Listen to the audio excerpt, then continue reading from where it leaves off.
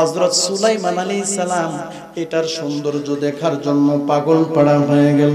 বাবারা বন্ধুরা রে, দরজা যে কয়টা কইছিলাম, ৬০টার মধ্যে একটা দরজা দিয়া হযরত সুলাইমান আলাইহিস সালাম নজর করে দেখে রে, ওই গম্বুজটার ভিতরে একটা যুবক ছেলে দাঁড়ায়া দাঁড়ায়া নামাজ পড়তাছে।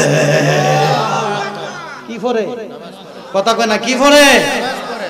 আরে এটা যে কই আছিল সমুদ্রের নিচে তলদেশে, তো এটার ভিতরে আবার মানুয়ালি কোনদিকে? জবানটা খুলে কইতেন না সুবহানাল্লাহ। গভীর মনোযোগ। যুবক ছেলেটার যখন নামাজ শেষ হইল, ও বাবারা বন্ধুরা রে, হযরত সুলাইমান আলাইহিস সালাম ওই যুবকটার একটা সালাম দিছে। জবানটা খুলে কইতেন না সুবহানাল্লাহ। সালাম দিয়া কো, যুবক তোমার এত সম্মান, তোমার এত মর্যাদা, তোমার এত মর্তবা, তোমার এত সম্মান, তুমি এত বড় সম্মানী কিভাবে হইলা? যুবক ছেলেটা কান্দে আর চোখের পানি ছাড়ে। ও আল্লাহর নবী, আপনি কি জানতে চান? বলে হ্যাঁ। সুবহানাল্লাহ কইতেন না? ও আমি তো জানার লাগি আইছি। জবানটা খুলে কইতেন না আল্লাহু আকবার। হায় হায়, তুমি যে এত বড় সম্মানী হইলা কিভাবে হয়েছো? যুবক ছেলেটা কো, আল্লাহর নবী আপনি কি জানতে চান? কো হ্যাঁ আমি জানতে চাই।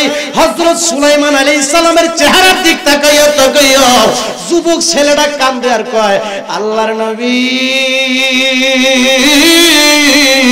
আমার এত সম্মান হওয়ার একটাই কারণ, সেটা হলো আমার জন্য আমার মা এবং বাবা দোয়া করেছে। তোমার আব্বা আম্মা দোয়া করছে, তুমি এমন কি খেদমত করছো মা বাপের? সুবহানাল্লাহ কইতে। হে আল্লাহর নবী, আমার মা ছিল অন্ধ, আমার আম্মা দুইটা চোখ দিয়া দেখতো না। আমার মার আমি কান্দে লইছি, আমার মা যদি প্রস্তাব পায়খানা কইরা রুমটার ওয়াসাক ময়লা করে ফেলেছে। আমার মার এই ময়লাগুলি আমি নিজের হাতে পরিষ্কার করছি, আমি আমার মারে নিজের হাতে গাওয়াইছি। জবানটা খুলে কইতেন আল্লাহু আকবার। আল্লাহু আকবার বললে শয়তান কাছে আসে না, দূরে যায়। জবানটা খুলে বলেন আল্লাহু আকবার। আল্লাহর নবী, আমার আব্বা ছিল পুঙ্গ। আমার আব্বা কি ছিল? পুঙ্গ ছিল। দুইটা পাও দিয়ে আমার আব্বা হাঁটতে পারতো না। আমি আমার আব্বারে কান্দে লইছি। আমার আব্বা যেখানে যাইতে চাইছে আমি আমার আব্বারে কান্দে কইরা লইয়া গেছি।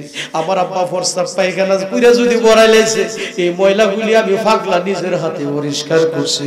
আর বর্তমান যুগে কিছু কিছু যুবক আছে, বউর কথা শুনে মার কাশিটা পর্যন্ত সহ্য করতে পারে না। জোরে জোরে বলো, কথা ঠিক কিনা?